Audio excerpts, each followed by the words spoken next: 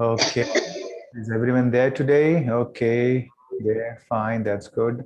Okay, so tell me, Julian, have you seen the videos? Yes, I Possible? did.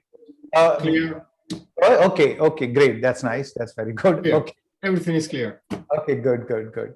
Okay, so what else? Okay, so friends, you are all clear about the planes of movement and why we need to do that. I think one or two slides were left. Let me cover that also. So I will just have a recap of those slides faster, and then we will go for the skeletal system. Okay, okay, fine. So let me share the screen.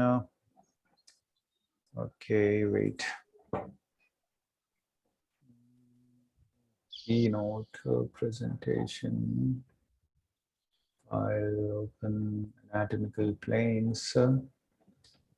Perfect. That's here. And there it is. Okay, so here I share the screen on the anatomical planes. Okay, so I can see you and you can see me. We have gone through this, right? So planes of motion, imbalances, right? Explore all the planes, three planes of motion, transverse, okay, the frontal and the sagittal. Okay, let me first close some of just a second, floating meetings. Okay, to the sides. Okay, so we talked about three planes. We stretch in the particular plane. All these things were clear yesterday, right? We talked about this. So that is a vertical plane, medial plane, sagittal plane, flexion, extension, okay, plantar flexion, dorsiflexion, pelvic tilt, running, biking, all these planes, transfers, all the twisting asanas, divides the body into superior and inferior, okay. We went through all these things, right? What are the muscles engaged? Frontal or the coronal plane, basically the lateral planes, okay. What is the movement of abduction, adduction, elevation, eversion, all these things we've gone through. Joint movements, we went through it, okay. All these things we went through it just to have a we went through the question on basically understanding what are the asanas or the movement is happening in which. We went through all these things. That was very clear. And then I told you about the multiplanar movement. After these three, it's very important that when we do our yogic practices or exercises, a multiplanar movement after some time, as you are progressing from something starting to or something higher, a multiplanar training or movement is very important, right? So more planes are involved. That means more muscles are involved, right? Functionality on planes for vital athletes, people who are, sports people, and they require movements in all the planes, right? So it's very important. Let them work on all the plane, right? So yoga teachers need to focus that. Okay, major joints, especially when you give athletic students, it's always good to work on different planes. And even for students who have been practicing for a longer period of time, try to give them different planes of movement. Like, okay, what happened? Okay, just a sec. Screen share. Okay, what happened? Just a sec. I pressed some wrong button and it got closed. Just a sec.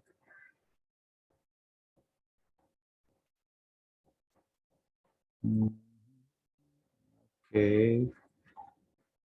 Give me a second. Open anatomical planes.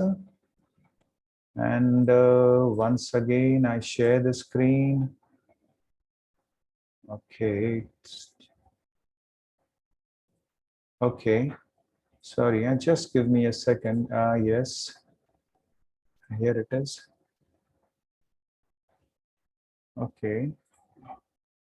Okay, we went through this, went through this, went through this. Okay, fine. So, okay.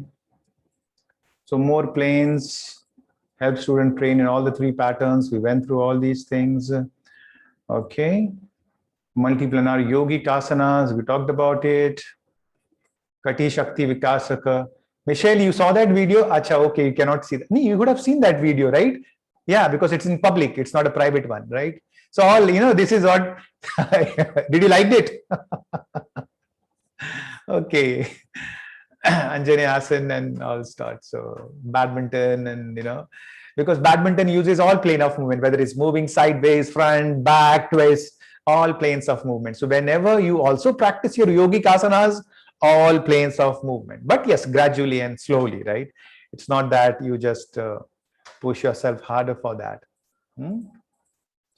Breaststroke. In breaststroke, we have the Pilates, we have a breaststroke prep. So whenever you do a breaststroke prep, it's not only the vertical plane, but it's also the frontal plane, right? This movement that we do in breaststroke.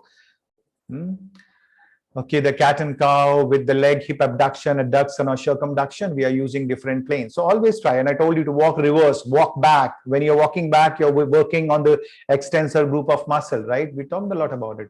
Yeah, now here we come. This is where the two we're missing. So asanas that you like and dislike, right?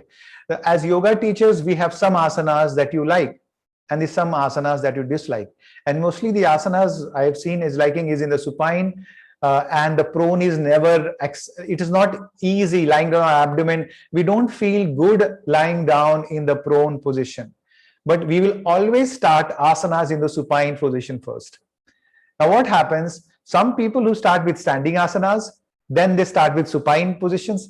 By the time they end the class, they think of, okay, let us do the prone position, but the prone position is given very less time. Oh God, what's happening? Okay, got it? It came back? Okay, very good. Something different happening today. Anyhow, so basically at the end, when you start with a prone position, the time is so less that you don't give importance to prone position. Why? Because most of your student will say, I'm not comfortable with the prone, I'm the supine, I'm comfortable. But friends, you have to slowly and steadily increase their comfortability in the prone position by starting with 15 seconds, 20 seconds, 30 seconds. Initial stage, don't ask them to do any asanas. Ask them to just lie down like this on the abdomen. Make them comfortable. By starting with few minutes, because there is a pressure on the abdomen, pressure on the chest, they will definitely not feel comfortable. But let me tell you, when you start doing the asanas in the prone position, you start working on the extensor group of muscles. And that is the reason it becomes very important to focus on the extensor group. Most of the problem comes because of the flexor group of muscles. Okay, so that's the reason you need to really check, okay, which plane you like and dislike. That is what you need to know, okay, which is the plane that I like and I dislike. The planes that you don't do should be practiced, like the lateral side. We don't do the lateral side. We don't work on the obliques. We don't work on the abductors. We don't work on the adductors, right? This is a plane that we rarely use. This is what you need to work on, right? It's very important. Extensor group, that is what we need to work on. The transverse or the horizontal plane, that is what we need to work, right? Okay, this is what it is. Okay. Practice dislike, as I told you, practice dislike planes, that you don't like planes. Challenging, easy, get to know, be aware that, okay, I started with a new plane, how do I feel? And after 1-2 weeks of working on different plane of movement, what is happening to my body? That awareness should come in. It is like I am doing a new plane, my body is now working on a different plane. Let me see, how do I feel with that different plane, right? And that's the reason. Get curious, come to know, right? So all different planes, try different balancing, inversions, all the things you should keep trying. That will help you a lot, okay? And then after that, a weekly analysis. What do you feel now? And it is not with your practice. It is a practice of your students too. Like, okay, today we are planning this plane. Let me see what difference. Basically, the plane of movement will let you know, am I missing any movement? Am I missing any movement? That will give you an idea, right? So the whole focus of this was basically to know which plane of movement I'm missing or I'm not missing, right? Overused plane, underused plane, and teaching a plane only the teacher likes, right? Because the teacher feels this is my plane of movement, that I enjoy doing it, I've mastered it. So the teacher will always teaching only the same plane of movement all the time. So this is what, as teachers, you need to see, test yourself. Am I not using this plane because I don't like? Then you need to really question yourself, right? So that's the reason it is very important to understand the planes of motions or the planes of movement. Think about it, right? Think about these things. This will basically give you a guideline, okay, in your practices. Let me stop share here and tell me, up till now, is that clear with the planes of motion, planes of movement, right? You have any questions with these planes of movement? It's clear, right? Yes, Gayatri, go ahead. Sir, in transverse plane also we can do lateral movement, right? Yes, Upward. yes, exactly. Yes, you can do a lateral movement. No, that's a frontal plane, right? What you did was a frontal plane, right? That was a frontal plane, right? But yeah, you can twist. So basically, the Sarvanga Pushti, if you remember, Gayatri, Sarvanga Pushti, what was that? It was a frontal plane, but with a frontal plane, you were twisting. Remember, right? It was in the Sarvanga Pushti of Yoga Certification Board. What is the movement? You hold it, you go to the lateral side. After going the lateral side, what you do? You twist and then you go down, right? So here, which planes you are using? You are using multiplanar. What is that? Your horizontal plane, right? Or the transverse plane. And then you're also using the frontal plane, or also known as the coronal plane. Multiplanar movement. But the multiplanar movement should always be used once you have trained yourself in all the three planes separately. Okay? You got it? That would be only done once you have trained yourself in all the three planes, then you go for multiplanar. Okay? So this is what we covered with the planes of movement. And now we are shifting towards the skeletal system. Okay? So let me share the screen.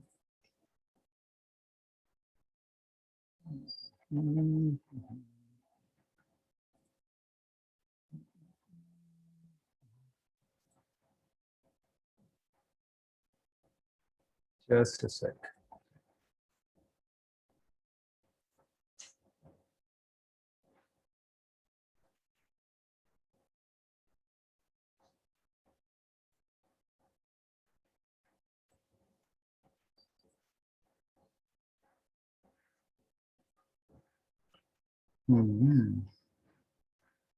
So this gets closed, file, open, skeletal, perfect, that's open, skeletal, share, yeah, okay, got it. Okay, you can see this skeletal system. You can see the slides clearly, everyone? Yeah, just give me a thumbs up. Okay, good, thank you. Perfect. Okay, let me remove my floating meeting controls. Okay, fine. So let us talk about the skeletal system. Now, mostly we know the basic information. We all know why skeletal, but we'll just have a fast recap. Okay. So basically, the bone. Let us understand.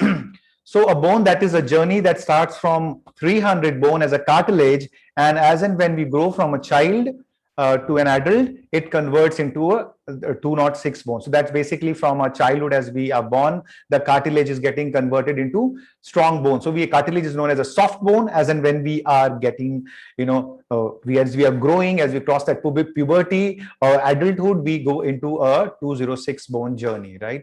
Now, what are bones? Bones are living tissue. It breaks and builds. Now, that's very important. What does that indicate? That means our bone is continuously being, after every 10 years, there would be a change in your bone. After every 10 years, there's a change in your bone. So by the time you reach adulthood, most of the bone in the body will get more harder and stronger. As you start from the time of birth till the time you reach puberty or adulthood, you will find that there is a chances there is growing in the bone can grow, the bone can adapt, but after some time the whole adaptation, the whole growing gets stopped completely, right? So what is at 30, roughly 25 to 30, there's a density peaks max. After that, so before 30 or 25, if there is a fracture, the healing process is faster. Why? Because it is more cartilaginous, more cartilage. But as and when this bone gets more harder, as and when we age, if the fracture is there, the healing process is more slower. It's just because of the inorganic and organic matter in which the bone is formed. Okay. We have the calcium, phosphorus, magnesium, all these things works on how healing time takes lesser or longer, but most of the time 25 to 30. Before that, any fracture happens, it is easily taken care of. Okay. What is good for that? A diet, a good food, and a regular exercise, any form of exercise. Okay. It's important. Not only yoga, but any form of exercise. That is important. The only thing is weight, putting weights on the bone. Okay. So what is basically the ligament, tendon, and cartilage move the bone. Definitely the muscles are also there, but these are the three things that are moving the joints. Okay. Risk of bone loss. So the worst case scenario is osteoporosis, okay, or osteopenia. Osteopenia is basically the first stage, and the second stage is osteoporosis. Now, in this case, in Kevaladham, what we have seen, as I told you, Kevaladham is a place where it's a hospital, it's a yogic hospital. There is a good result of yoga on osteopenia and osteoporosis. Very good result. But with a regular practice, people who are having osteoporosis, osteopenia, in fact, there was a research done about how yoga can work on the skeletal system. And the research was quite positive. Okay. So some places yoga works and some places yoga doesn't work. The places yoga doesn't work, I'll also let you know. Okay. So so what are the functions? So definitely it supports the body structure, right? Because if there is no bones, the muscles will just fall in flat, right? So it is supporting the body structure, my head placement and all the things. So basically it is giving me a shape, it's giving me a framework, and it aligns my body, right? So this is something standard, we all know.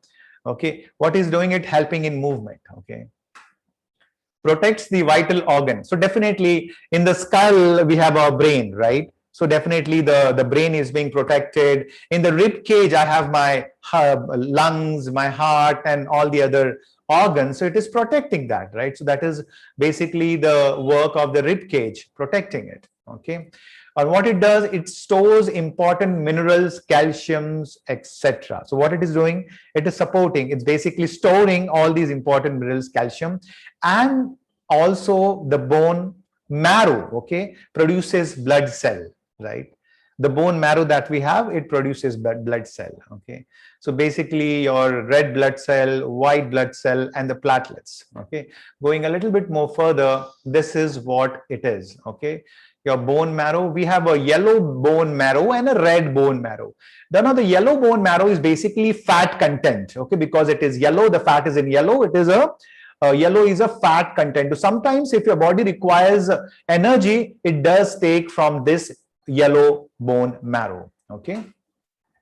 So what it is, white blood cells, it's also known as lymphocyte. What it does, it fights. It's basically a defense mechanism. We all know about white blood cells. It is having a, now why I need to tell that, I'll tell you the reason when I talk about leukemia. Okay. Red blood cell is known as erythrocytes. It's in the bone marrow. It carries oxygen rich blood to the cell and gives energy to the body also at the same time. Platelets prevent uncontrolled bleeding, right? That is, we know everything. Now, what is here? Leukemia. Leukemia is cancer of blood. So what happens here? There is a rapid production of white blood cell. Because of that rapid production of white blood cell, our red blood cell cannot get it. The work done by the red blood cell stops because the body is producing more white blood cell. And that is the reason people have cancer. Leukemia is also known as cancer. Now here it comes, you will find lots and lots about yoga for leukemia. In fact, my experience, I have an experience with a leukemia patient because I'm a regular blood donor, okay, of a leukemia patient. After every 3-4 months, I donate my blood. So one thing is there, friends, yoga cannot cure any cancer, whether it is breast cancer, whether it is leukemia. But the only thing that it can do, it will make you positive towards life. You can do your regular work with good, mental state. But apart from that, if you think that leukemia or any of the breast cancers can heal due to yoga, not really. All the research is done. Some of the things yoga cannot work on. And one is breast cancer. I had a student of breast cancer, and once again it relapsed. That means you went through, the chemotherapy, and after 4 or 5 years, once again he relapsed. Once again she had to go through all those things. So the only thing that she told me, that she was practicing yoga with me since last 3-4 years, that I feel good about myself. I feel positive about myself. But apart from that, nothing more. Nothing more, right? So some things we should be really very clear about, things that yoga can help and things that yoga cannot help, okay? So leukemia, you need to be aware that there is nothing like that it will help, right? So from there, now here comes, can yoga increase height? Now, most of the time what happens, people come to us and say, I want to increase my height. Most of the time, and we say, okay, do Tadasana and do all those hang around, hold something and try to, hang around on something. But you know what? Coming to the root level, you realize at some extent it is possible and some extent it is not possible. For that, we need to understand a little bit more in depth about the bone. Okay. So a process that is known as ossification. Let us understand what is ossification of the bone. So what if you see this image, ossification is basically the first time when a child is born, we have a hyaline cartilage. As I told you, cartilage is a soft bone. But as and when we age, as and when we grow, the calcium, the phosphorus, all these minerals are getting deposited on the cartilage, and slowly and steadily that cartilage is getting into hard bones. So it's a process that it takes time, right? If the process comes in between before 25-30, where the bone still has inorganic matter, not inorganic matter, organic matter, there is a possibility that the height can be increased. But after, as I told you, and particular age, because of the inorganic matter being more, that means the calcium, phosphorus, and magnesium being more on the bone, it is not possible. And that happens at the age after 25-30. Till the time organic matter is there, the cartilage is there, there is a possibility. And that is the reason it is said, avoid teaching children's yoga, and especially the traditional yoga where you hold the poses for a longer period of time.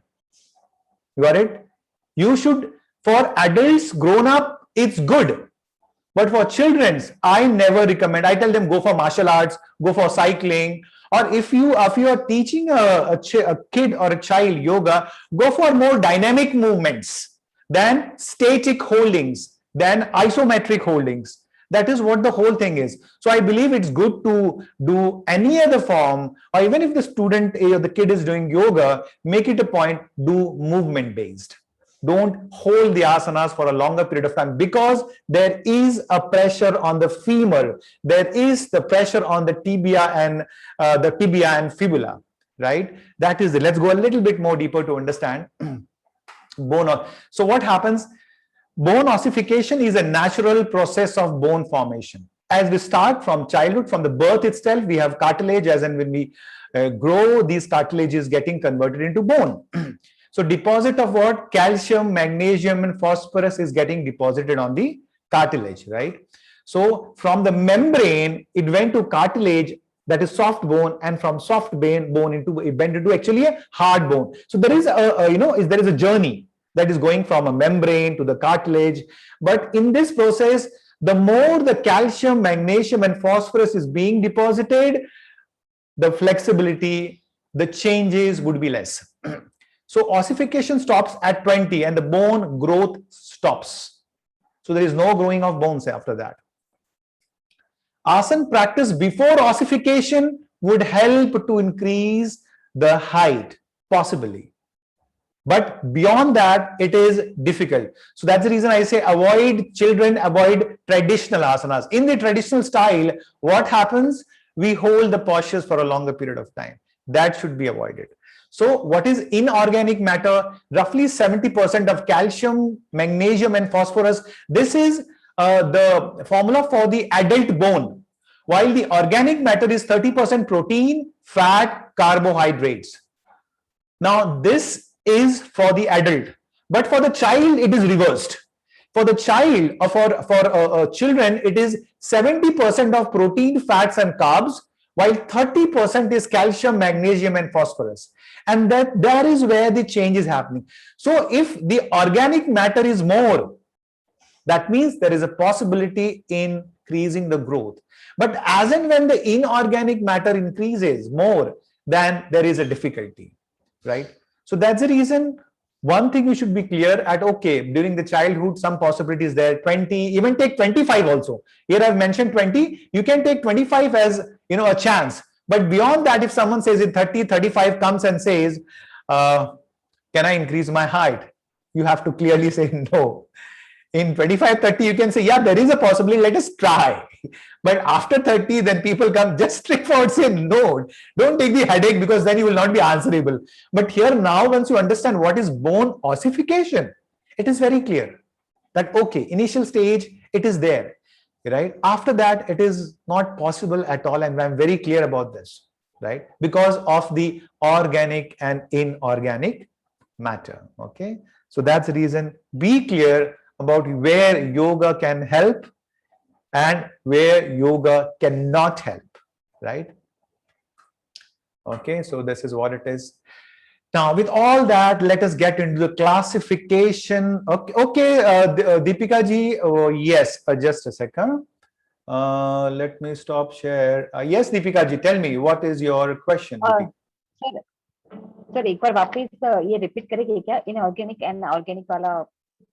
Okay, but concept to clear hai na? The concepts are clear, right? Perfect. Just a second.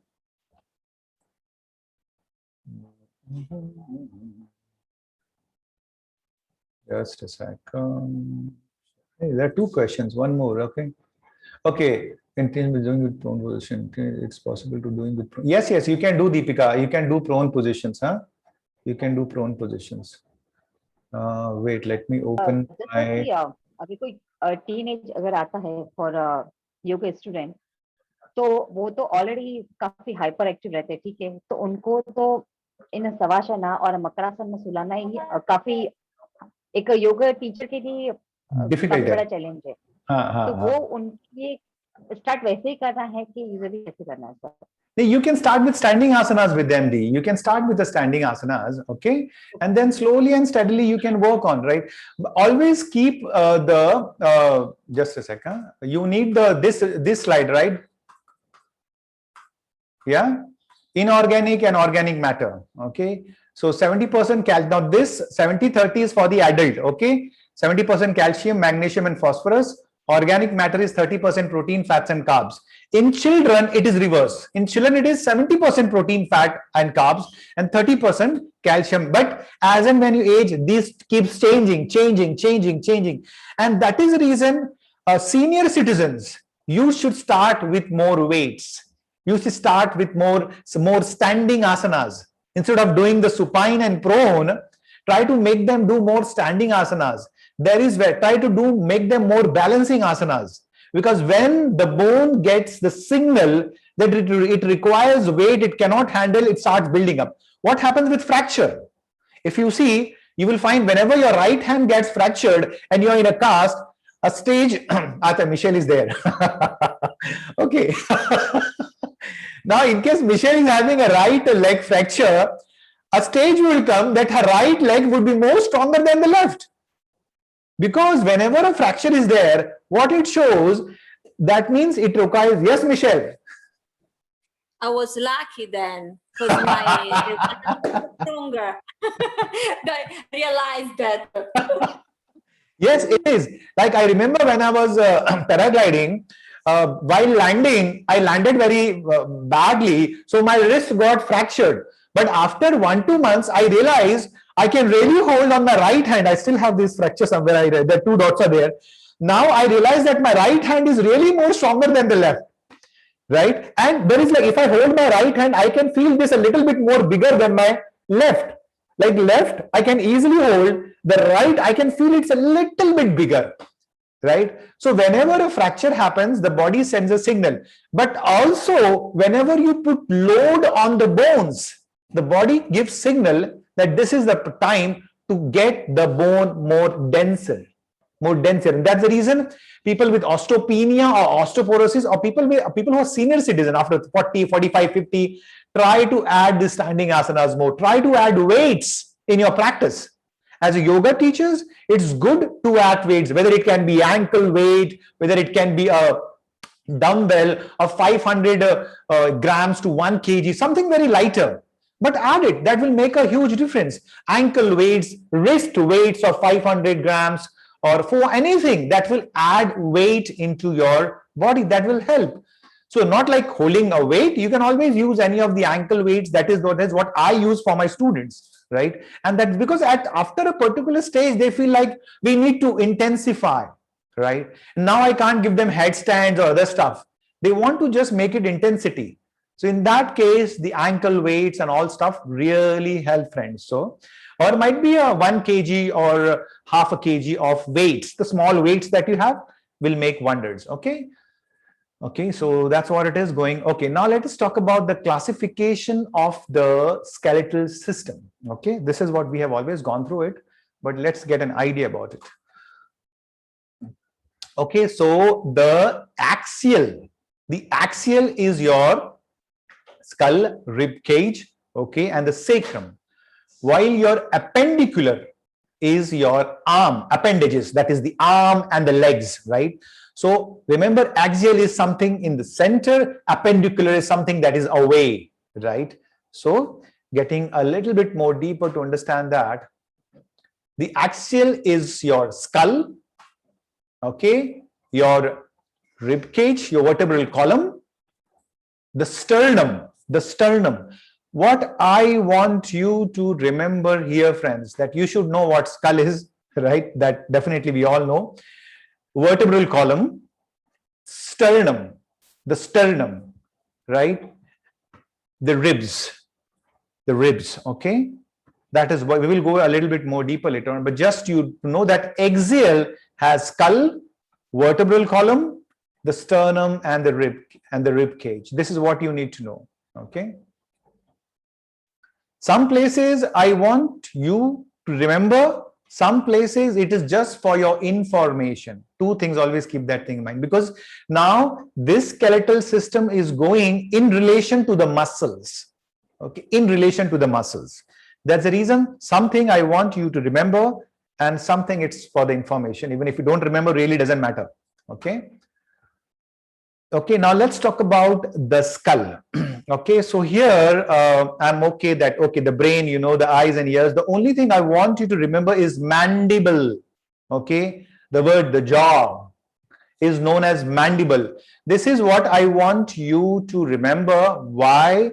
Because when I will talk about the muscle insertion or origin, the word mandible would be used, where the muscle get, like we have a muscle known as platysma muscle, right?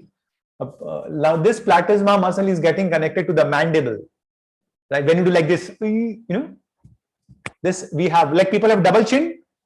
This is the platysma muscle, and that is connecting to the mandible. And that is the reason I want you to know the word mandible.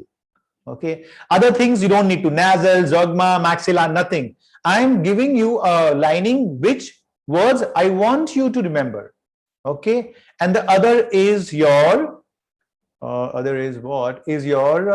occipital. Okay, occipital is the other word I want you to remember. Why? Because once again, when we talk about the deep muscles, when we talk about the superficial muscles of the neck, the occipital will come, right?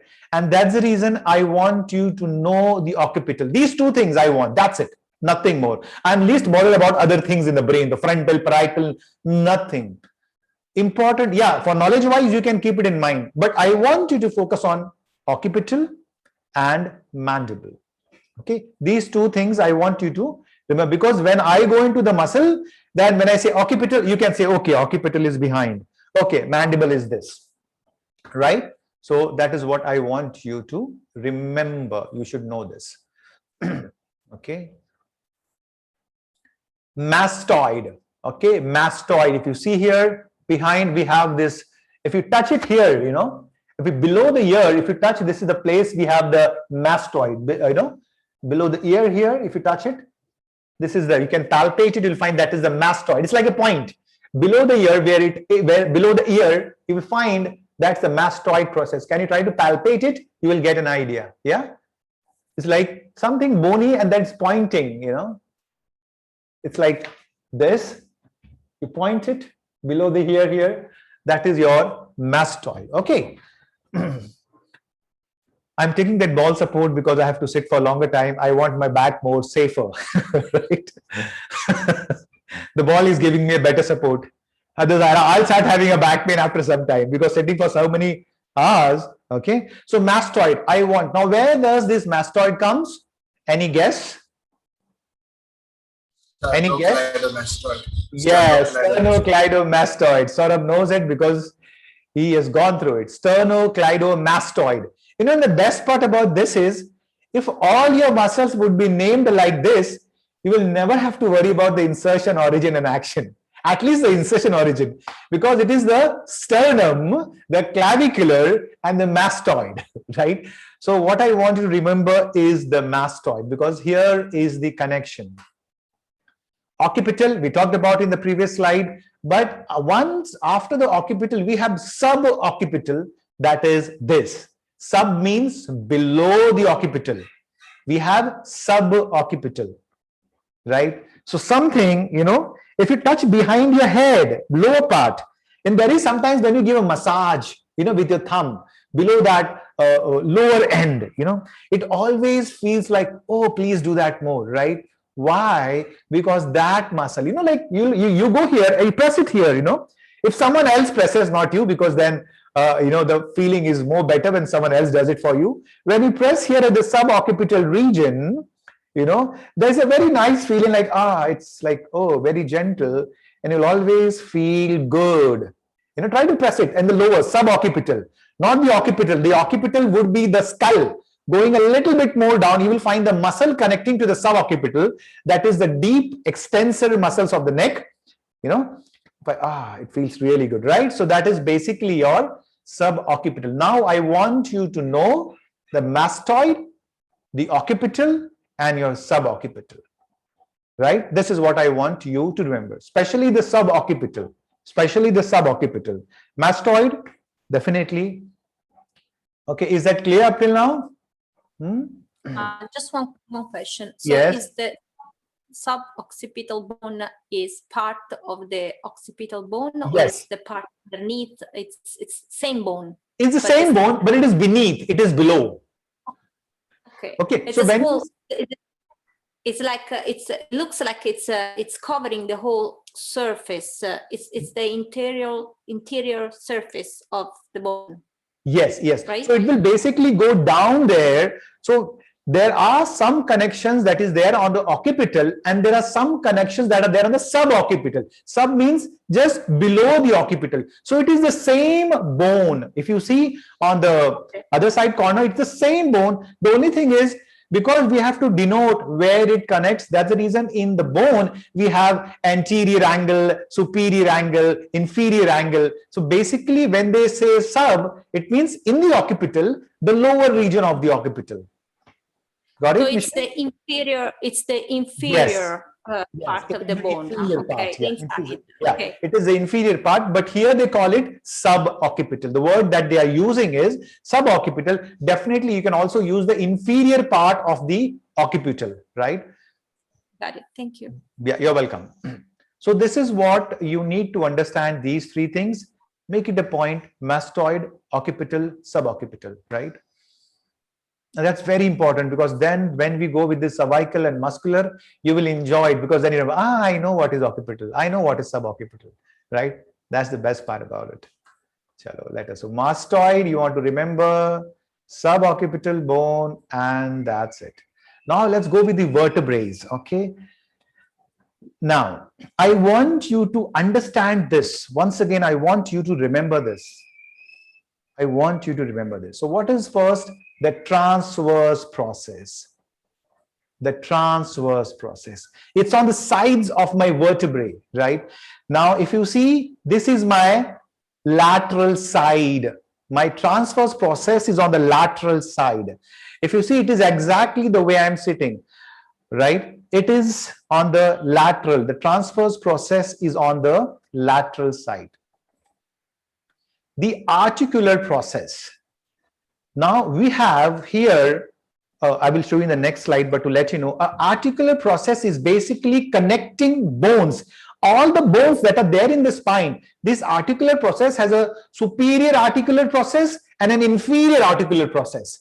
Now what will happen as the vertebrae stacks on each other, the inferior articular process will connect to the superior articular process. So I'll show you in the next slide, but I want you to remember the articular process, where it is.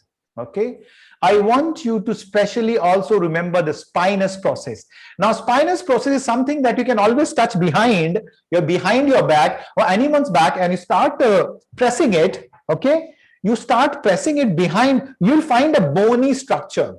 Okay, people who are thin, they can feel better. People who have good muscle, they would have to press a little bit more to feel. Yeah, the stronger way if you want to feel the spinous process is your C7, that is cervical vertebral column number 7. How is that possible? Touch it behind and flex your neck. Okay, try to flex your neck. Now try to touch, you will find a bone, palpate on the C7, you will find one bone that is protruding out, that is your spinous process. Got it? Can you feel that? By palpating at the C7, that's a protruding bone, right? When you touch it behind, okay, you'll find, okay, from here after the C7, my rib cage starts, my T1 starts, right? So that particular bony, thing is your spinous process. The spinous process is also basically, I want to remember your transverse process, spinous process, and your articular process, because once again these would be used in all the muscle connections. Okay, now what is spinous process? Point of attachment. So the spinous process is basically the point of attachment of muscles and ligaments. Okay, and especially the spinous process, especially in the cervical region, when you have a fish splash that you meet with an accident, when you go bump like this back, it is the spinous process that gets fractured. Okay, spinous process, especially your C6 and C7. Why? Because the C7 is more protruding out. C6 is a little bit protrusion, but C7 is more protrusion. So whenever you have this accident, it is extreme hyperflexion, extreme hyperextension. In that hyperextension, you actually fracture your spinous process. Okay, so these three things: transverse process is on the sideways. Okay, articular process, I will get a little bit more detail for you understand, and spinous process, I told you, when you touch your C7, it is exactly in the medial axis of your body. Right? The center of your body is the spinous process. These three things I want you to remember strongly. Okay. Now, if you see here, when I was talking about this part, not transverse process, the articular process, right? This articular process, just a sec, spinous process. This articular process is here. If you see the superior articular process, okay, then we have the inferior articular process. Here is the connection of the inferior articular process of the upper vertebrae and the connection of the superior articular process of the lower vertebrae. So what is happening? The upper vertebrae's inferior articular process is connecting to the below's super articular process, and that is where it is moving. That means the connection of the upper vertebrae and the lower vertebrae is because of the articular process. Is it clear? Are you understanding it? we have two articular process, a superior and an inferior. And all the vertebrae are stacked because of this articular process. All the vertebrae are stacked, all from cervical to the lumbar, all the articular process are stacked because of this, right? And that's the reason understanding the articular process why is very important, right? Here the connection is there. In that way, the connection that is all from, as I told you, cervical to lumbar. But this angle, if you see, there is slightly angled where it is connecting. Now, cervical will have a different angle, thoracic would have a different angle, and the lumbar would have a different angle. And that is the reason you always have a curved spine. You will never have an erect or a straight spine. You will always have a curved spine because that curve increases your shock absorption process. Huh? Got it? So just you got it. So that okay. Okay. So got it. So that is what it is. You need to focus on the articular process. One, this is where the connection is. Okay. This is your intervertebral disc. I will go deeper into this in the other slides. Okay, sorry. Okay.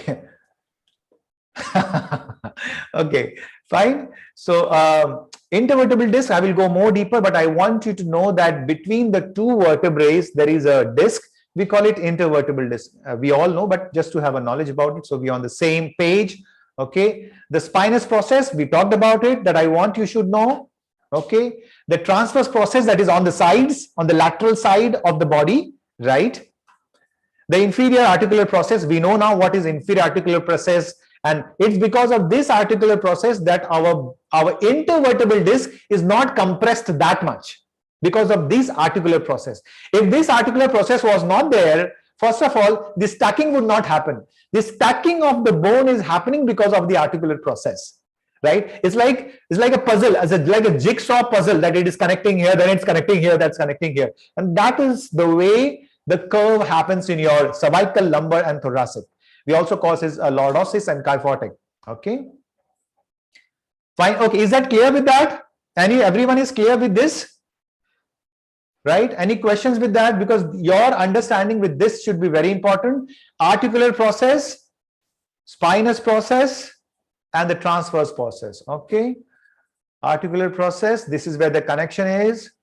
The intervertebral disc, the spinous process, the transverse process, and the inferior articular process. So we have two, the superior articular process and the inferior articular process. Okay. Now going a little bit more further, here comes our cervical vertebrae, thoracic vertebrae, lumbar, and everything. So here what we are focusing on is, right, okay, so cervical vertebrae is 7. That you should know, because in the quiz that I might ask you, I may say how many vertebrae in the cervical region. Thoracic has 12, lumbar has 5, sacral has 5, and coccygeal has basically 4, right? That is what your is. Now, how would I remember this? How would I remember this? So there is a mnemonic. What is the mnemonic? Breakfast is at 7 o'clock. Okay, lunch is at 12 o'clock. Okay, and the tea is at 5 o'clock, and the dinner is at 9 o'clock. So if you add 5 plus 4 is equal to 9. So if you want, if you ever forget how should I remember it, this is the way. Your breakfast is 7 o'clock, your lunch is at 12 o'clock, your tea is at 5 o'clock, tea and snacks, and your dinner is at 9 o'clock. So when you add those 5 plus 4 is 9. Okay. The more things that is always asked is your cervical, thoracic, and lumbar. Not the sacral and coccygeal is not something that you need to know. The only thing I want you to know is your cervical, thoracic, and lumbar. Okay. These 3 things are important. Coccygeal and sacral is okay if you're not remembering it, but at least these 3 things are important, right? Now in this, what is happening is, the more mobile is your cervical vertebrae and your lumbar vertebrae. The cervical, earlier the lumbar vertebrae, like I'm talking about 15 you can say 15 to 20 years back, I had more problem with people coming with lumbar back pain and stuff. Now after like since last, you can say 8-9 years, I have people coming with back pain and neck pain also, right? So it is just because how people are overusing.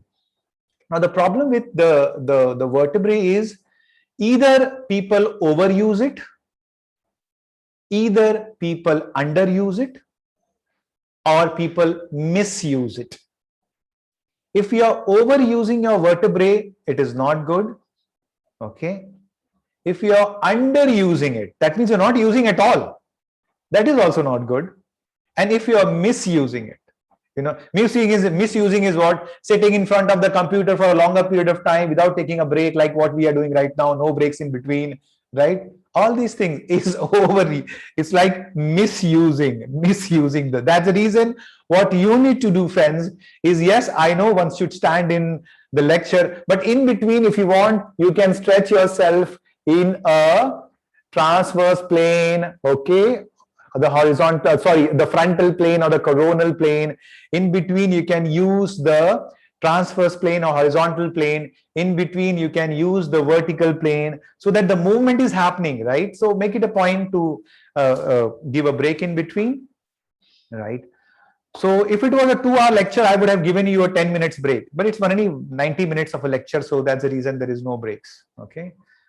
Fine. Okay, so this is what it is. Let's go a little bit more further. This is what basically information you should know, 7, 12, and 5. Okay, that's fine with that. Let's go a little bit now. Okay, you see what is this? That's the neck, right? Nothing else, nothing with the people there. But if you see the neck, the neck is like a giraffe. The second, a little bit normal. And the third, as if the neck is tagged like this in between, right? Now imagine a person with a long neck doing an Ustrasana.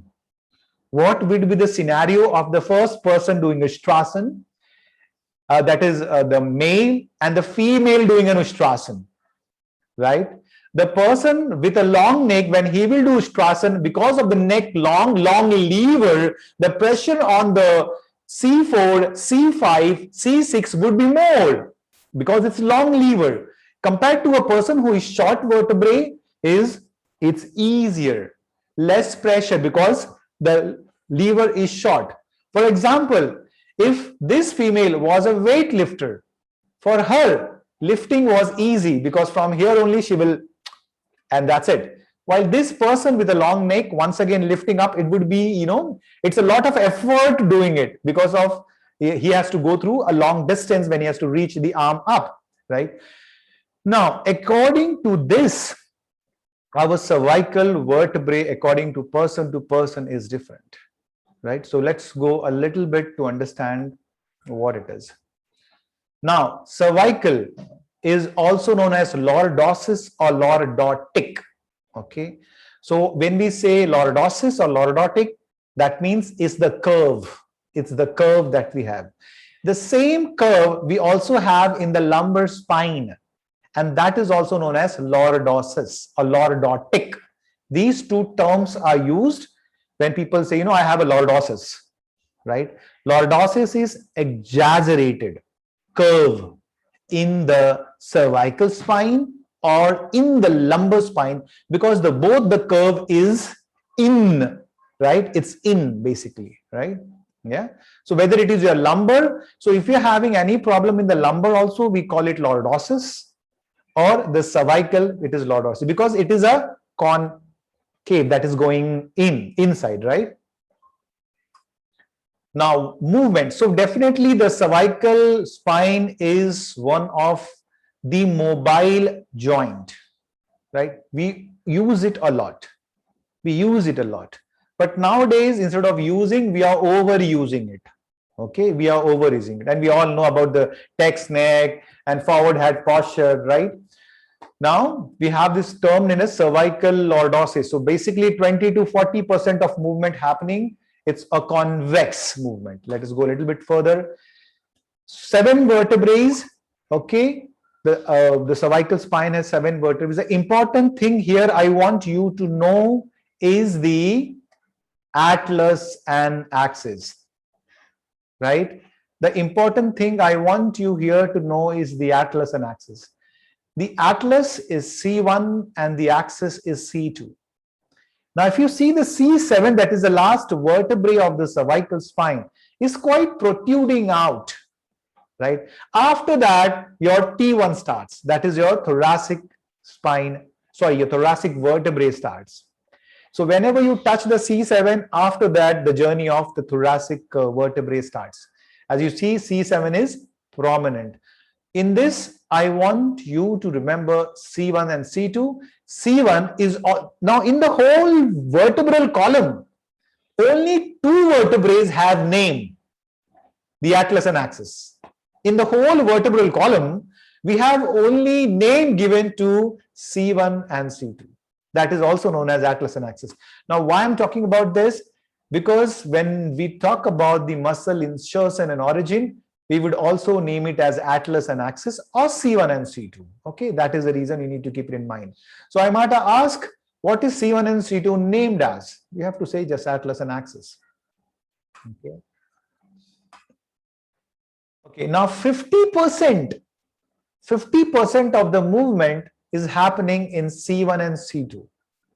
50% of the skull movement is happening in C1 and C2. But what we like, suppose if I have to, if this is my head, it's chin tuck, everything is balanced. Now, if I have to just nod my head down, it's C1 and C2. Got it? This movement is C1 and C2. But this movement is C5, C6, C7. If you can flex the neck by just doing this, you'll never have a forward head posture. If you can, if I have to watch my mobile, for example, okay, and if I have to watch like this, no problem. Because why? As I told you, whenever you flex your neck, if you're flexing from the C1 and C2, there is no change in the other vertebral column of the body. There is no dominoes effect. But if you start moving the C3, C4, C5, C6, C7, what will happen? Your spine will start getting curved. Your spine will start getting curved. And that is the reason what happens is when people who have a forward head posture, what happens with them? First, body goes like this, like if I have to show you from this angle, this is my chin tuck, it's spine. Now, slowly and steadily, people watching the mobile, they go like this, and then there is a Dowager's hump. That means the upper part of the thoracic spine starts lifting up, and then they look it like this, right? A forward head posture, and this is what is happening, right? So it's very important if you can use the C1 and C2 more, then your cervical spine is safe. But if you're using more of flexion like this, even if I'm doing an extension, no problem, but not this. So a movement like this, where I can feel the stretch here and no compression. Now what I want you to do is just observe, okay? Let me, just a sec, stop share. I want you to make this a little bit more clear. Okay, so now what I want you to do is sit tall, chin tuck, okay, make it chin tuck, tall feeling. Now what I want you to do is, without any movement in the neck, I want only your C1 and C2 to move. So what I want to do is do this as down as possible, but no movement in the cervical. It's not, I'm not trying to flex it, right? What I'm trying to do is, okay, yes, perfect, Michelle. Okay, now what you're doing is up, take it up, stretch the platysma, stretch the front of the flexor muscles of the neck, but don't compress the vertebral column, the spinous process behind. Try to understand that. We are not trying to compress the spinous process. What we are trying to do, feel the stretch in my front neck muscle, that is my neck flexor. What I'm doing is, now Let us change it. Let us change it. Now I want you to purposely flex the neck and see what is happening in your rib cage. Exact. Taking it down, down, down, down, down. Check your breathing. Check your breathing. Come back in neutral. Keep your eyes closed. Check your breathing. Chin tuck. Eyes are closed. Just observe your breathing with a neutral cervical spine. See how your breathing is going on. Observe your mental state. And now once again, I want you to take the head down, down, down, down, down, down, completely. Chin as if touching the sternum. And now try to breathe in and breathe out. See what is happening in your lower back, what is happening in your rib cage, the posterior part of your rib cage, especially the superior posterior of the rib cage. Come back in center. Do you find slight discomfort? Slight discomfort. Okay. Now, if you are completely healthy, there is no problem. You feel like, oh, it's a good stretch. But when there are few people, when they do this, they feel intense pain here. Okay. So remember, avoid completely flexing. If you want to have a stretch, you can just stretch like this and that's okay. But while holding a posture for a longer period of time, now I have a question for you. Which is this movement that we do in yogic asanas? Guess. Sarvangasana. Sarvangasana, right? What we are doing? Cervical hyperflexion. Cervical hyperflexion. But the problem is if you are using proper support behind with a blanket, it's safe. But most of the time, the Hatha Yoga practices, the support is not taken. They directly do it on the floor. There is where the problem comes. If you take a proper blanket where you can space out, no problem. But most of the time, in fact, a research was done where most of the people who were coming to the orthopedic surgeons, they were having, mostly the people who were coming, they had cervical issues. And the cervical issue was because of any of the yogic movements that they did. And the biggest culprit was Sarvangasana. The second was Halasana. Remember Halasana, the plow pose, right? So there are students who will do plow pose. Now, the problem with plow pose is basically, I have been doing plow pose for a long time. My leg is touching the floor. Imagine, visualize, my leg is touching the floor. After might be 3-4 weeks, I didn't did Halasana. Now, one day I felt, let me do Halasana because my leg is touching. But remember, for 4 or 5 weeks that you didn't do, these muscles came back to its normal place. Now what you try to do, you know that my leg is touching. Now you try to once again do a Halasana. And now your leg is not touching, but now you try to push yourself. And there is where you get a. And for 3-4 days, if you have to move your whole body.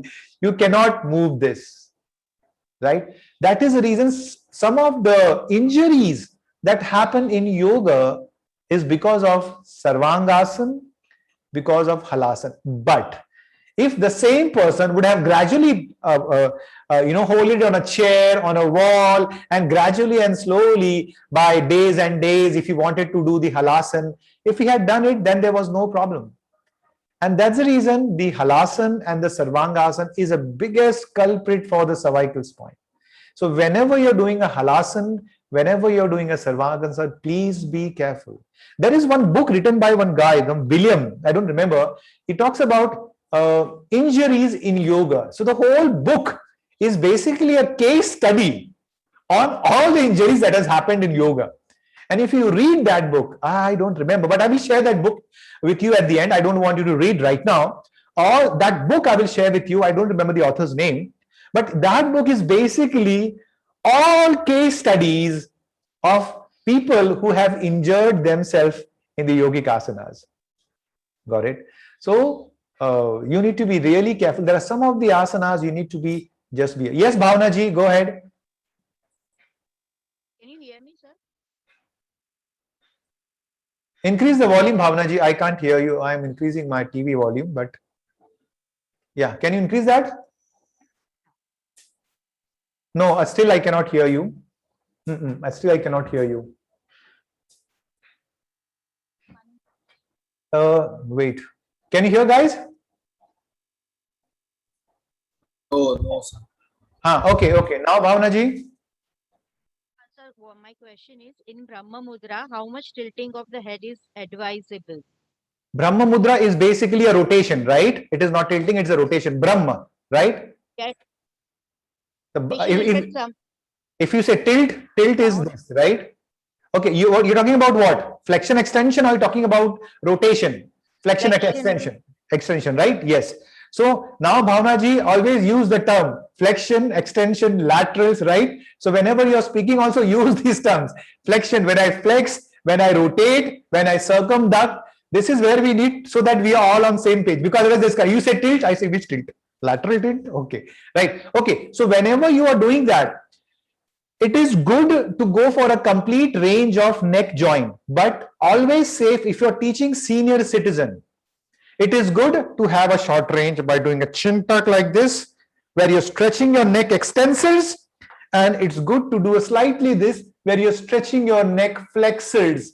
But if it is a young, quite young person, there you can ask them to stretch a little bit more. Feel a nice stretch at the back, because that will also stretch the upper trapezius. Okay, and a little bit like that. But remember, avoid compression on the spinous process. Avoid that. Otherwise, it's completely fine. Senior citizens, I will always recommend avoid compressing too strongly in flexion and extension. Not a good idea. And especially avoid circumduction. In fact, physiotherapists don't recommend circumduction, right? But yes, with adult people who are young enough, they feel good when I do a circumduction. But yes, if I do it very slowly, very gently, being aware, okay, this is getting stretched, this is getting stretched. So slow. If you go with slow movement, no problem, Bhavna ji, right? Otherwise, if you see the YCB Dhirendra Brahmachari, if you have seen this original video of his teaching, the neck is like, you see? Yeah, that's why my question was that only, because some people feel better when they like promote flexion or extension. Yeah. But the only thing is, there's, what, Bhavnaji, there's always a gray area. So there is never something right and wrong. It depends upon person to person. But I always play safe, saying, okay, if I can stretch like this and I can feel my extensor muscles, it's okay. Instead of doing this, not a good idea, right? So for senior citizens, avoid complete flexion, complete extension if they have any cervical issues. Otherwise, when we go into the cervical muscle, we will go more detail about it. Did not worry about that. Okay, fine. Okay, where was I? Okay, so okay, is that clear? So we are talking about flexing. This much is fine where there is no movement in your. Now what happens? Let us talk about Ushtrasana. When you take your head completely back, what happens? Your lower part of the rib cage protrudes out, and there is more extension at the T12. At the T12. So what, for example, let me show you, we'll get an idea. So whenever I am doing an Ushtrasana, okay, so, okay, you can see me, okay, just, okay. Now, whenever I'm doing an Ushtrasana, if I do a chin tuck and I go back, I'm still safe, okay, I'm still safe. But if I take my head back, the pressure is more over here at my T12, right? And that's the reason one should avoid taking the head back completely, because then what happens? The rib cage protrudes out too much and the pressure is on the T12. T12 and L1. T12 is the end of the thoracic vertebrae and T1 is the start of, sorry, L1 is the start of your lumbar vertebrae. So when we talk about the thoracic and other stuff, we will go into that topic also, right? Okay, so just a sec. Okay, so that's what it is. Let me share once again the screen.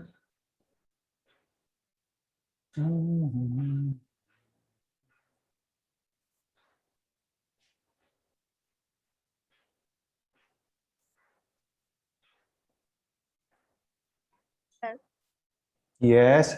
Yeah, actually, हम लोग आगे. I had a question at that time. हाँ बोलो Many बोलो. people are having tailbone pain, like when they travel longer, but particular time. When they start waking, like getting up from, and they have a attraction kind of, they are not able to get up at once. They have a tailbone. When we were talking vertebrae about the task, I just Bhavana ji, you're in between getting mute and then coming back. In between getting mute. So I cannot understand the sentences. Can you just check what is the issue? I don't know, sir, because my side is Now you're clear. Now you're clear. Continue with your question, please. my question was that many people are having a tailbone pain, like when they travel longer, sitting in a particular position for a many like long hours, and when they try to sit up, like get up from the seat, they are having a attraction kind of thing, like they are not able to get up easy. They have to make some effort to get up. There's the compression, right? Last So yeah, I got you understand, Bhavana ji, what you're saying, but I'll tell you one thing. You gave the answer to it. Whenever you are sitting for a longer period of time. So my solution to is don't sit for a longer period of time.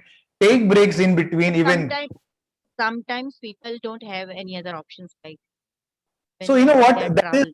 the only solution to that is, Bhavana ji, take a break. Nothing that can be done in that case, because either the person is not sitting properly or the pressure is coming on the tailbone when he is sitting in a posterior pelvic tilt. That also happens with us also when we are sitting in a flight for roughly 2-3 hours, or in a train, or right now when I'm sitting here also, if I don't take a support and I sit and I talk, I will start getting a back pain. Why? Simple is, I am overusing my back.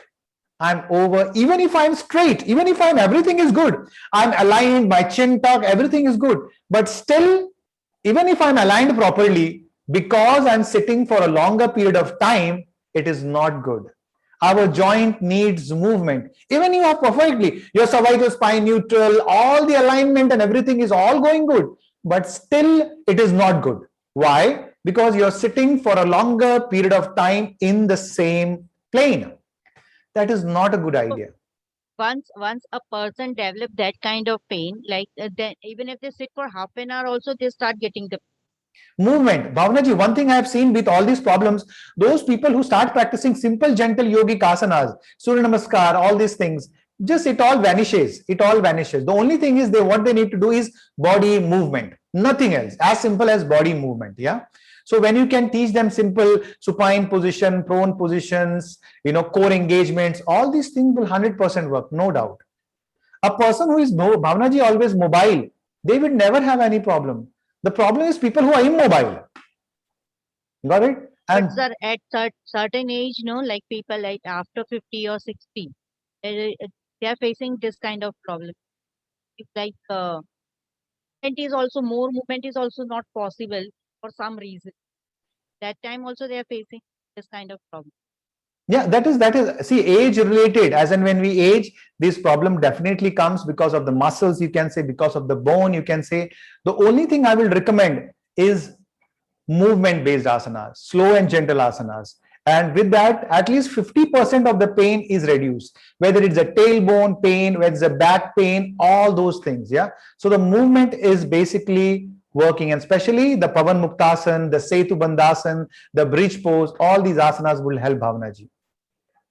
Yeah. Okay. So, okay, 21. Okay. Let me see what is left. Okay, okay, let us cover the cervical spine today, so that at least we finish a few slides. Okay, so share screen, cervical, that's it. Okay, right, and I go for play. Right, so we talked about movement, atlas and axis. I talked about it. It's very, very important. You should know this. We have 7 vertebrae. That is okay. Atlas and axis should be known, and C7 is a prominent one, right? 50% in the C1, whether you do this, right? Okay, C1 and C2, right? The atlas and axis. And let us understand the atlas and axis a little bit more detailed.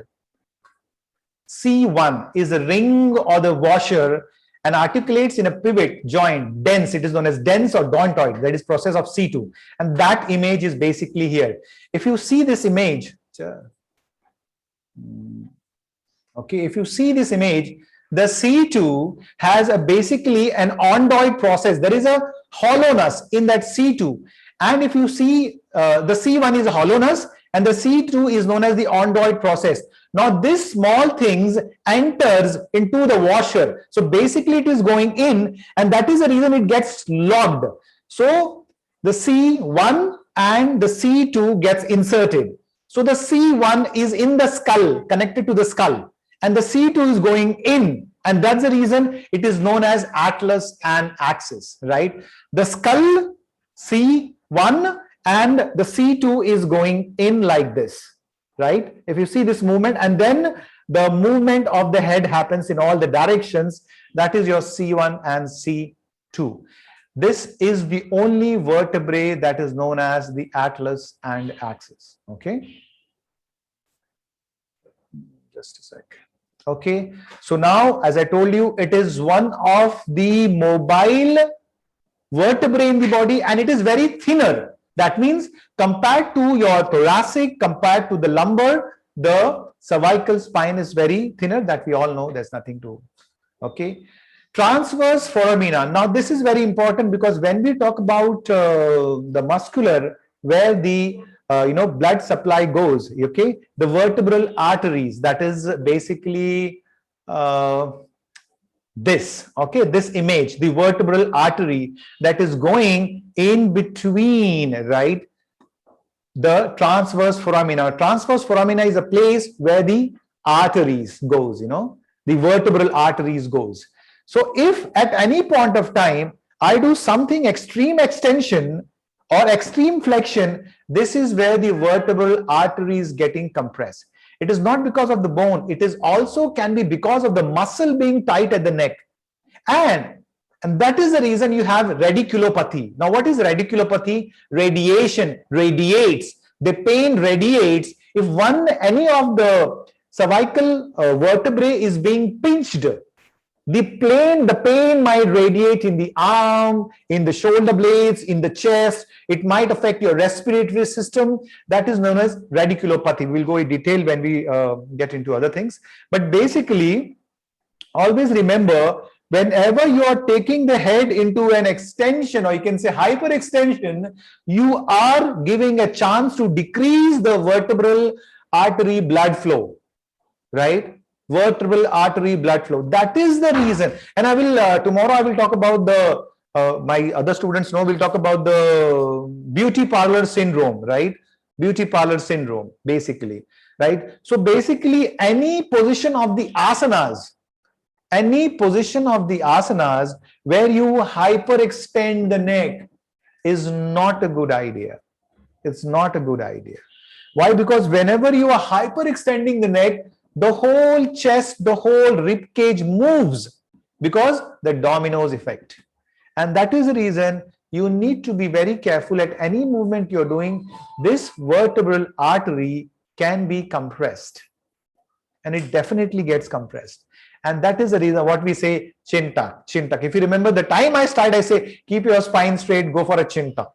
All the asanas, like chin tuck is so standard in my teaching that I always add that chin tuck.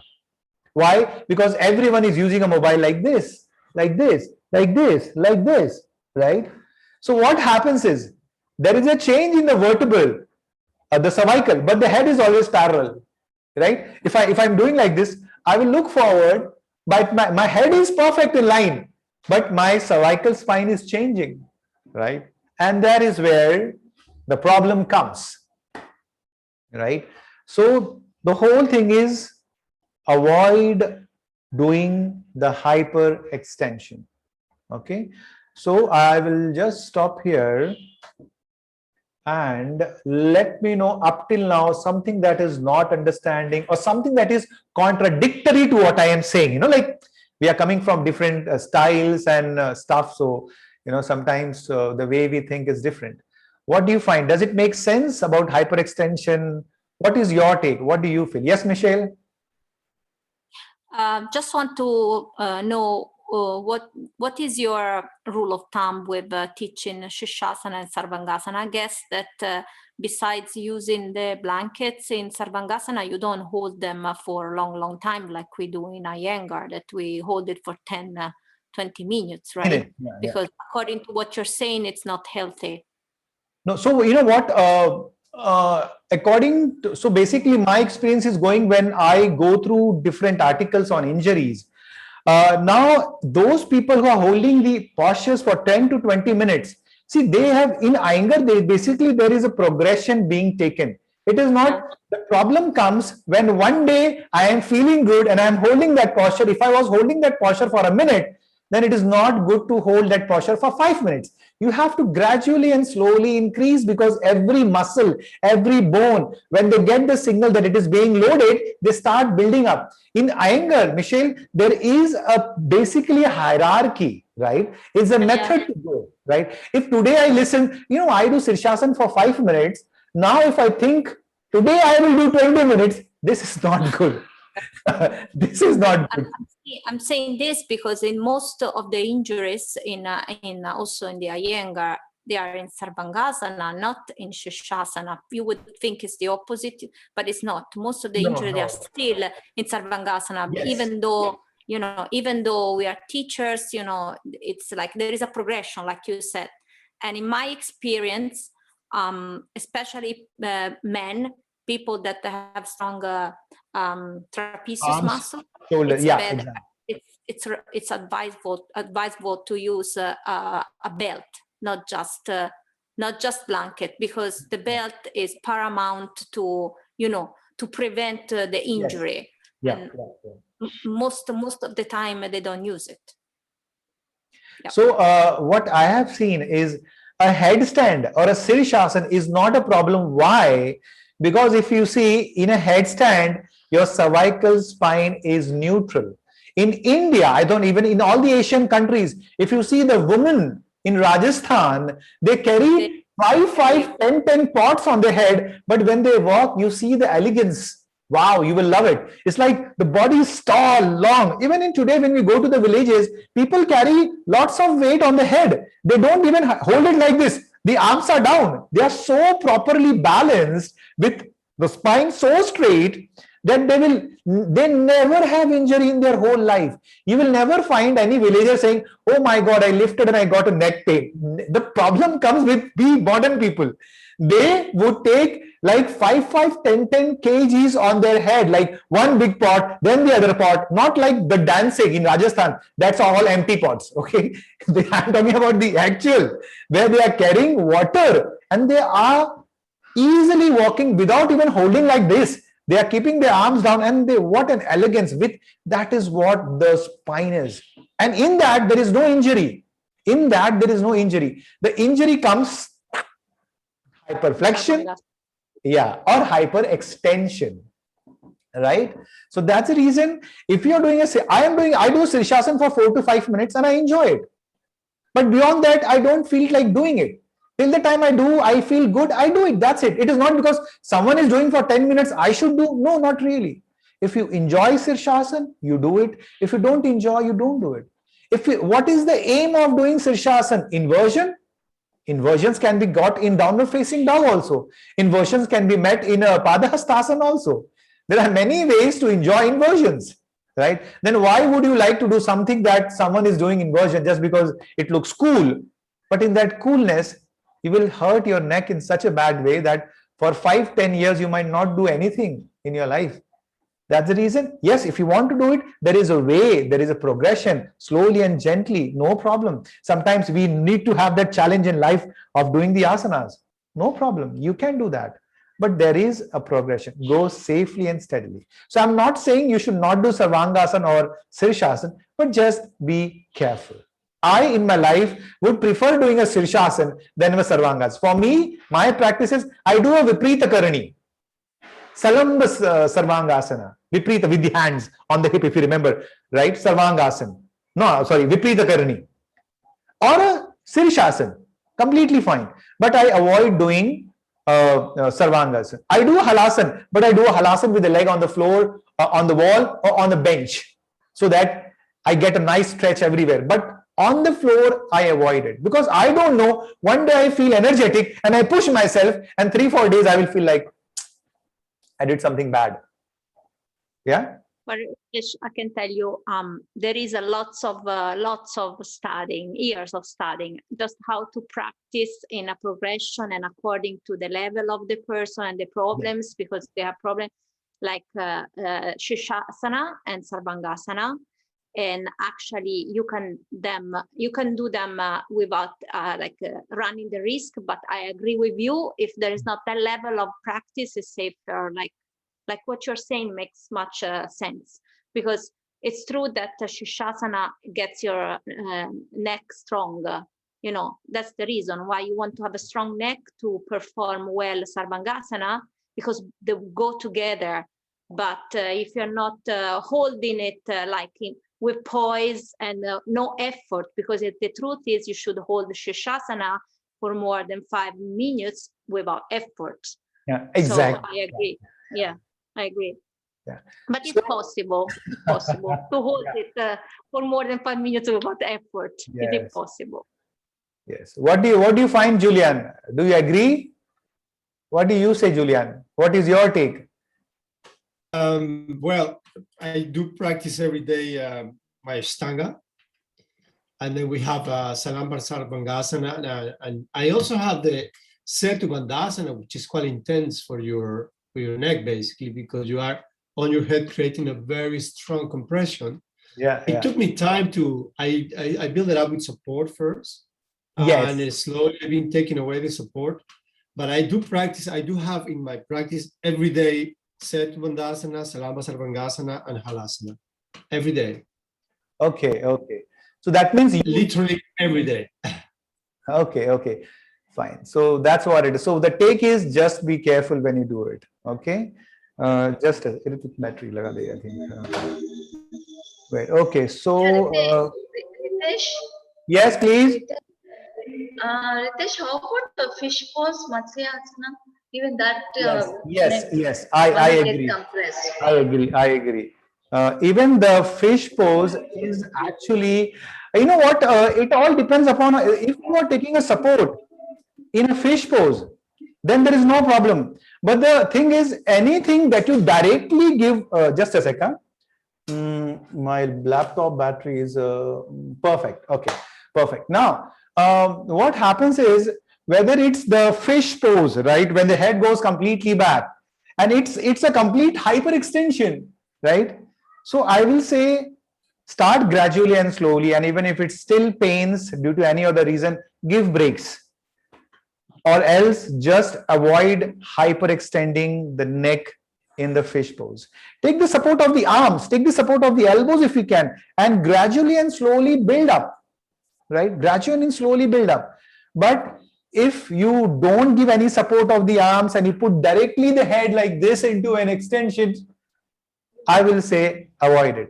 Yeah, because once again, the injuries also happen in hyper. And when we talk about a little bit more detail in the cervical spine, you will get more better idea which muscles where and which muscles are getting compressed when you're doing that hyper extension. So already a person is coming into your class with a forward head posture where his deep extensor muscles were contracted, and now when you're doing a fish, you are creating more contraction, right? The deep extensor muscles of the neck. When I will talk about the deep extensor muscles of the neck, why everyone is in pause?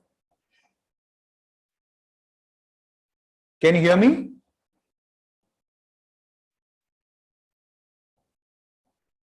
Can you hear me, guys? Okay, you can hear me? Hello. Okay. My internet connection was unstable, it is showing. Okay. So, you know what? Okay, let me add Deepika. I think Deepika is there. And yeah, can you? Okay, thank you.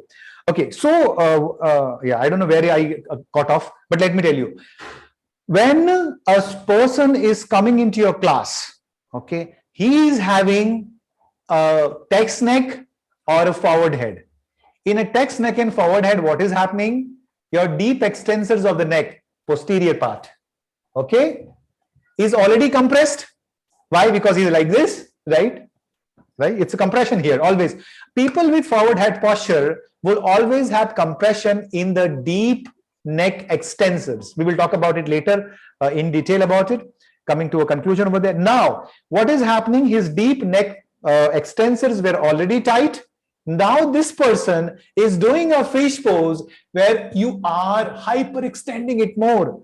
That is more death and destruction to that joint, right?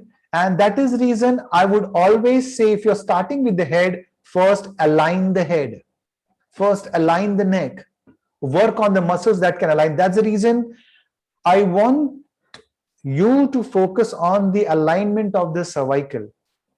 There is 100% possibility if you align the cervical, you will align the thoracic, you will align the lumbar, you can align the pelvic, you can align the knee, you can align the ankle too. That inversion and eversion, lots of things just because of an head. As I always say about the dominoes effect, that when we go ahead, then we will talk in next. Yes, Arita, your question, please.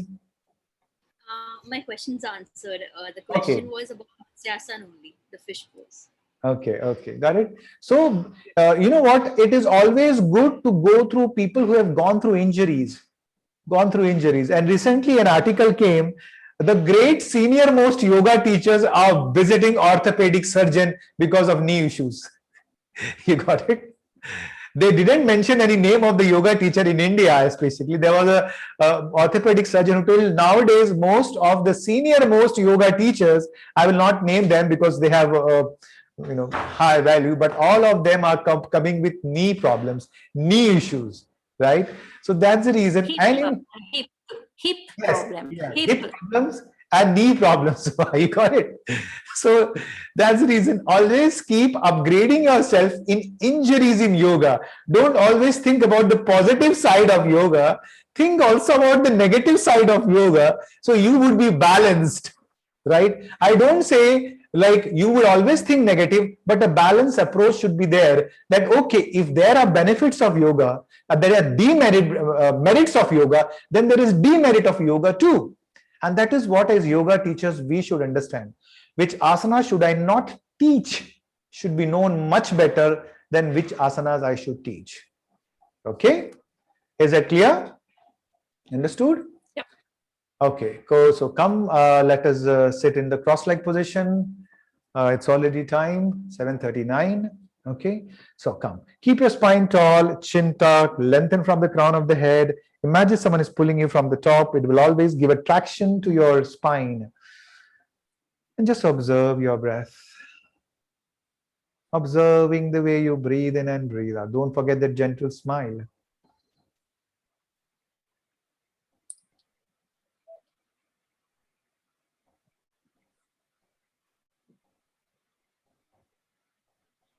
Breathe in. Oh.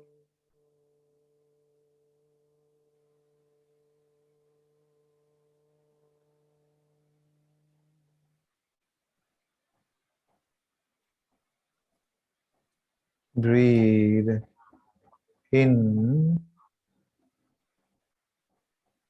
Oh.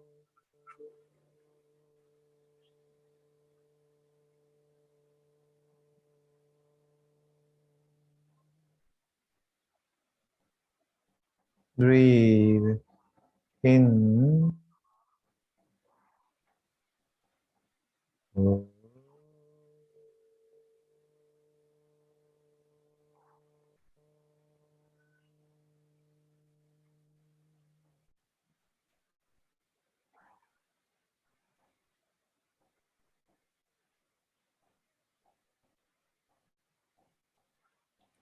Breathe in.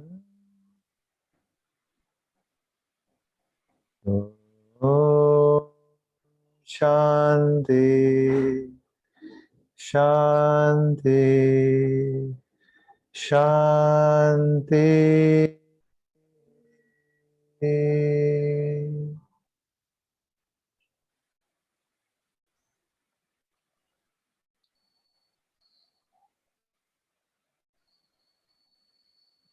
Gently open your eyes, and thank you, Gayatri.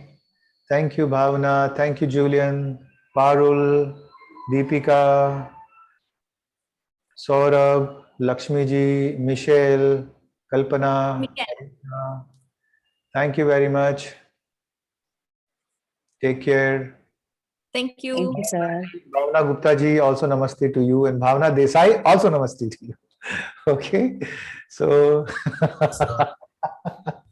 okay, take care, Gayatri. Bye. Take care. I'll see you. God bless. It Bye. can be B1, B2 also. Okay, take care. Bye. I'll see you. Thank you. See you. Thank Yeah. you. Bye, Michelle. Take care. Bye, Julian.